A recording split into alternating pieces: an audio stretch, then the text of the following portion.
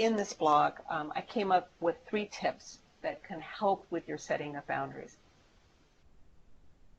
The first one is to practice responding rather than reacting.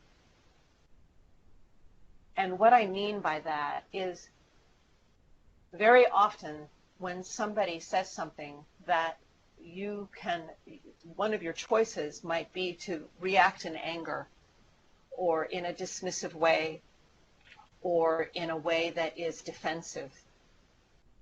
Okay? That's what we call reacting.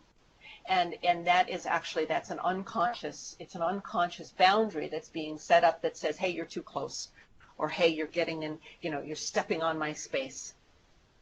One of the things that can happen is that if somebody says something that you might want to respond by reacting, is that if we can cultivate the skill set of being curious about what is happening in that dynamic right before the reaction happens, and you can respond in a way of, it can be anywhere from, if somebody says something that's hurtful, it's like, wow, I'm feeling triggered right now, or and I'm using lingo, or ouch, that hurt.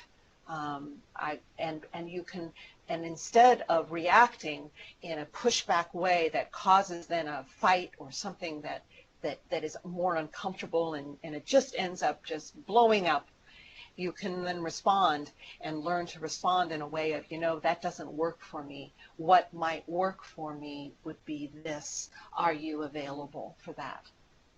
Are you available for what I want to have happen? One of the other pieces, and I touched on this in the slide before, is that it's very important to remember that you always have choice. So when you're learning to set personal boundaries, and if you're moving into conscious relationship, it's really, really important to start looking at when you use the words should, I should do, I should, I have to, have, I have to, or I can't.